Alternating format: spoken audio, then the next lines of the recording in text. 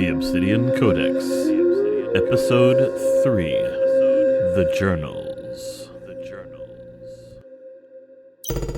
November 11th, 2016. Field Notes, Dr. Robert Kerr, Austin, Texas. It's almost midnight. A cold front is moving in, bringing wind and rain to the hill country. If I wasn't creeped out before, I am now. Where's my coffee?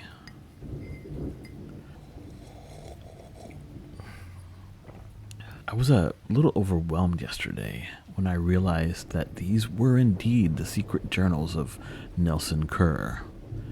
The understanding that I held my grandfather's most hidden, private thoughts in my hands filled me with a sense of profound happiness tempered by intrigue and wonder. What were his secrets? Who had hidden them? Why had they turned them over to me now, precisely? I began to read, slowly, savoring each word, jotting down notes, looking things up online. After 2 days, I've just now reached the end of the first journal. The opening entry is dated March 22nd, 1934. Nelson Kerr, deep in research for his dissertation, finds himself poring over a treasure trove of new documents from the 16th century discovered in an abandoned monastery. He becomes intrigued by a passage in a letter to an abbot from Bernardino de Sahagún, in which the Franciscan priest mentions something called El Libro de Obsidiana, the Book of Obsidian. He insists that this indigenous text is dangerous and must be burned, despite his desire to preserve as much of the history and language of the Aztecs as possible. I'm familiar with his work from the Florentine Codex, which I've been friggin' translating for a decade now. After that, there are pages and pages of short epigrammatic entries, often just research citations or possible clues. My grandfather had begun scouring every scrap of Conquest-era writing for additional mentions of this mysterious codex. Along the way, he also began charting the rise of fascism in Europe, drawing interesting parallels with the expansion of the Tepaneca Empire in the 14th century. There are descriptions of his dissertation defense, of his family celebration of a newly minted archeologist, being him, from a long line of doctors before him, of a failed engagement to a childhood friend who just couldn't compete with Mesoamerica. But again and again, his mind returned to the Codex. For 7 years, his normal work was punctuated by this obsession. Finally, he managed to track down the diary of one Father Rodrigo Alsina, who had drawn reproductions of some of the pages in the Codex, including one showing, here it is, the destruction of the earth. Looking at it right now, grandfather did a quick sketch of it in these pages.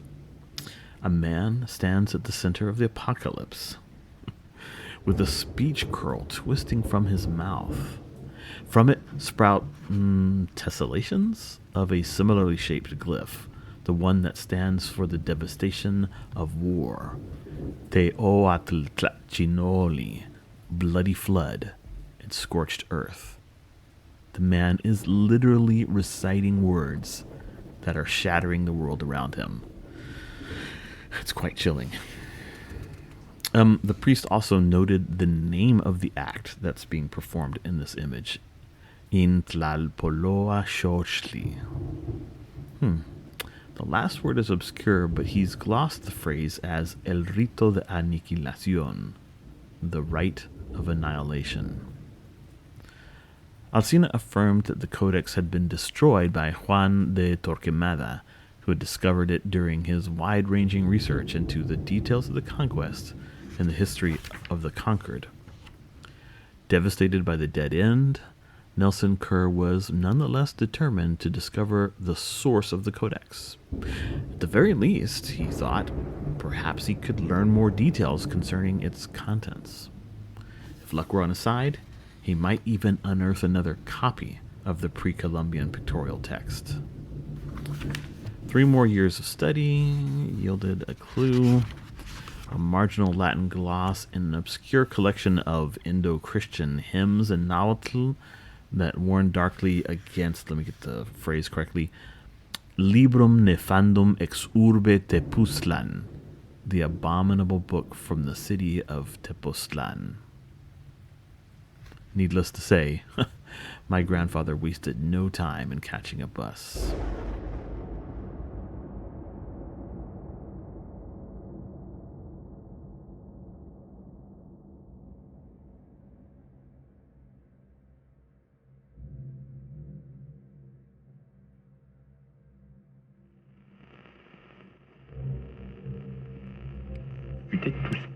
We haven't seen any memorials around campus just yet, but that will likely change in the coming days, and a likely location for those memorials is right here. Several encounters with him during his several years on campus. Here's how he reacted to finding out about the professor's death. I mean, it's just crazy world out here. Really crazy. So I was just as surprised as many other students here and faculty and staff. During the time of his disappearance, it's unclear if any of that has anything to do with his death. We'll let you know when we get any more information in this case.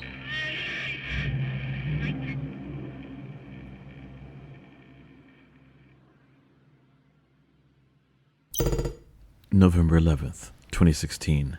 Field notes continued.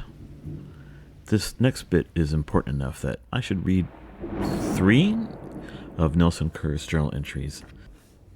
I can almost imagine his voice, highway crackling across the decades into my ears. May 25th, 1944. I had always assumed that my mentor Robert Redfield was glossing over the darker aspects of Tepoztlan in his 1930 study and attendant lectures, but I have been quite honestly taken aback at the hostility and suspicion with which my questions and entreaties have been met in this town.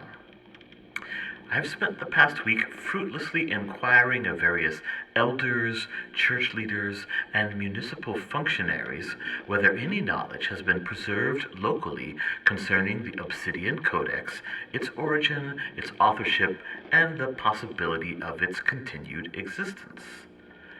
Most of the time, I have been left gawking in confused silence as my interlocutors simply stand and leave. Occasionally, threats or summary dismissals have been my reward. Today, however, I have experienced a breakthrough. Oscar Lewis, who teaches anthropology at Brooklyn College, has just arrived in town.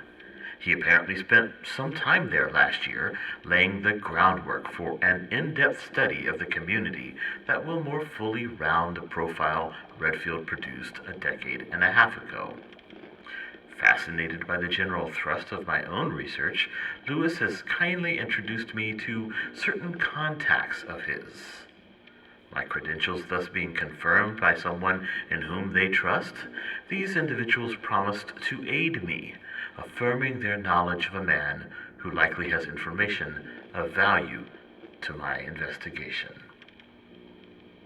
I shall meet him in just a couple of days.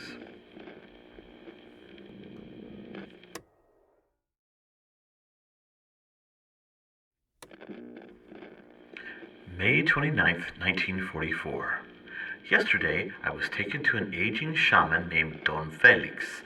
In halting Nahuatl, for the man knows little Spanish, I explained my quest. Ah, yes, I imagined that someday an outsider would come searching for just such a thing. And even in this small town, we hear of the hunger for destruction that gnaws at the bellies of Europeans and Americans. There is little I can tell you, stranger, but know this.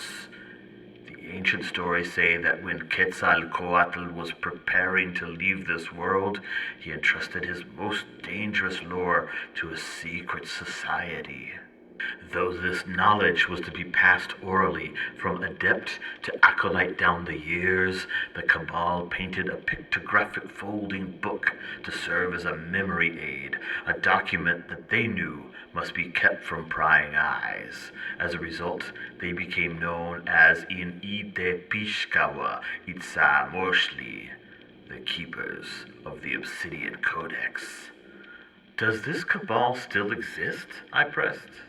Perhaps, he muttered, exhaustion visibly pulling on his ancient flesh.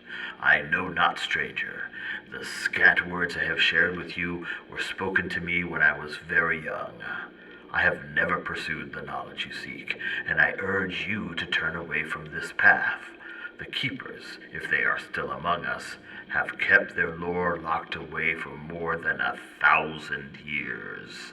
I can only assume that it is destructive enough to warrant such secrecy. He dismissed me with an enervated wave of the hand. The next day, I learned he had died in his sleep. A Cabal, the keepers, what mysteries, so much more to explore. My mind is abuzz.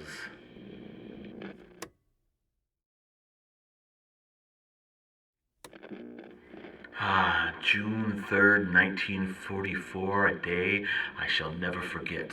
I have met the most incredible, loveliest girl.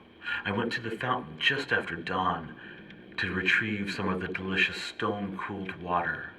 I drew up short at the foot of the steps, however, when I saw her, an elegant maiden of some 18 years, lifting her clay jar to her shoulder. Ah, what lustrous black hair, honey-wheat eyes that glittered with intelligence, a wide mouth accustomed to laughter and conversation, soft curves that seemed to call out to my hands. Respectfully, but with confidence, I introduced myself and learned from her guarded responses that her name is Marta Ochoa Ortiz, daughter of one of the 8 ayudantes, or representatives of municipal districts that serve in the ayuntamiento, or city government.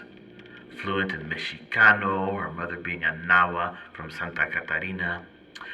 A few more questions revealed that I had guessed her age correctly, and that she had just finished her schooling, one of the few females in the town to continue studies beyond the age of 15.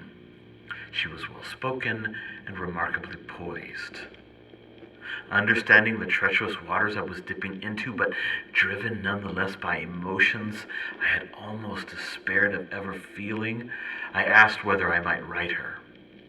After a long pause that nearly stopped my heart, Marta agreed, naming an older shopkeeper who can serve as an intermediary for the time being so as not to enrage her parents.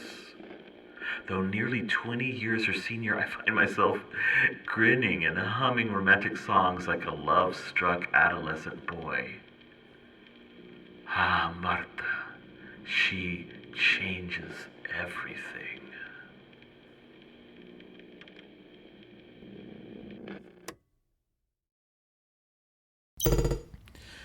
Of course, I know the rest of that story well. My grandfather told it and retold it to me on countless occasions. How their courtship grew more and more passionate. How Marta's father learned of his daughter's love for a foreign professor twice her age. How the town had turned on the couple, forcing them to finally elope, as many men and women had done in Tepoztlan down the centuries.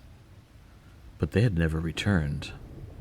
The following year, my father was born in Austin, but Nelson Kerr vowed not to force his wife into a traditional female role. He encouraged her to continue her studies as soon as the child could be cared for by a nanny. And Marta Ochoa de Kerr embarked on her medical career just after her 21st birthday. There's a lapse of nearly a decade in the journal. It was a lovely time in their lives, I gather. My grandfather was slavishly dedicated to his wife, son, and the chairmanship of his department. Happy, I guess you could say.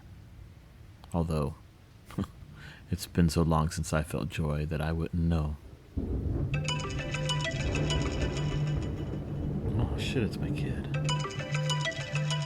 Mike, what are you doing up so late? Hey, I was asleep, but a nightmare woke me up. I had to call you. Son, you're 14 now. I know you're just naturally kind of skittish and sensitive, but you can't keep proverbially running to your father's arms every time you're scared. That's not it, Dad. The dream, it was about you. You were standing on a mountain, shouting words in another language. Naruto, I think. The sky was black, no stars, and red cracks were breaking it open. Talons appeared in one of the cracks, tearing it wider. And then I saw an eye. Horrible. Enormous. Oh, man. Dad, are you there? Yeah, Mike, do you remember any of the words I was saying in this nightmare? No. But right before I jerked awake, I heard another voice. It also said something in Naruto. A single word. I recognized it from when you tried to teach Thomas and me. Oh, yeah. What was it? Ayuk. It means never, right? Right, yes. Look, son, it's probably something you ate. It's indigestion. Maybe, but just promise me, Dad, be a good person. All right. I know you're sad, and sad to the very core, but that doesn't mean you have to do bad things. You can choose the right path, no matter how depressed you get. I know what that feels like. Okay, son. Of course I'm going to be a good person. I promise. And just go to sleep, all right? I love you, Dad. I love you too, Mike. Sweet dreams. See you in 2 weeks for Thanksgiving, okay? Okay. All right. Bye-bye. Bye. Okay. That was not at all creepy. Oh, whatever. It's just a coincidence. Kid probably misses his dad. It's understandable. He's 2,000 miles away from here. And he's a really sensitive kid, too. A real social justice warrior, but only online. He's kind of agoraphobic. Spends most of his time inside, arguing with people online, Twitter posts, the whole 9 yards. He's got a good heart. Good heart. Back to the journal.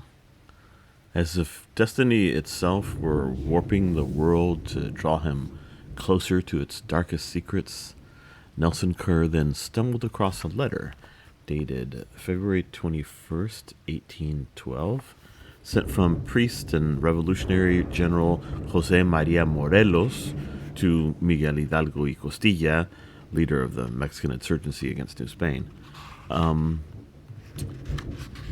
In the midst of a discussion of the siege of the city of Cuautla, Morelos warned he had discovered possible infiltration of one or more monastic orders on the slopes of Popocatépetl by an order of pagan priests known as Los Guardianes, the Keepers. The journal goes on to document the sporadic visits by my grandfather to the 14 monasteries built by Franciscan, Dominican, and Augustinian orders just after the conquest.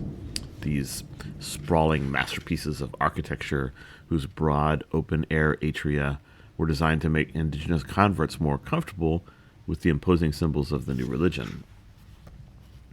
With the pretext of archaeological study, he scoured their archives and interviewed the monks, finding little other than the most tenuous of hints.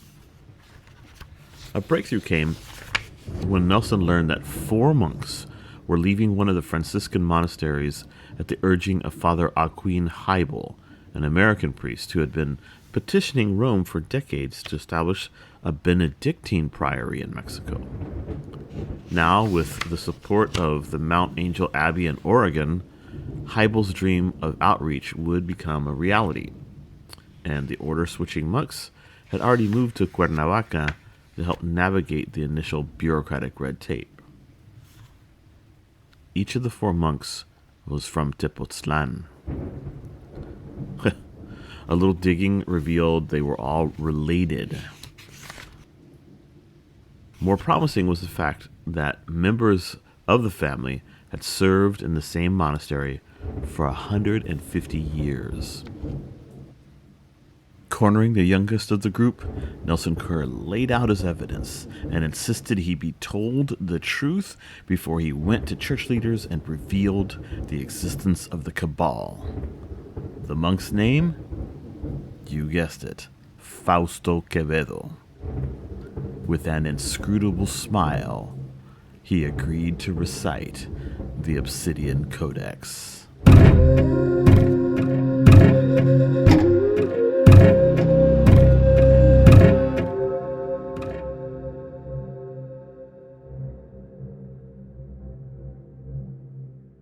Are you sure about making those parts sound vintage? I mean, the original is just your dad, talking kind of funny. Dude, the listeners are gonna love it. Trust me, I know what I'm doing. Well, like they say, you're the biggest rock star of the 21st century, Thomas. You're goddamn right I am. And the very last.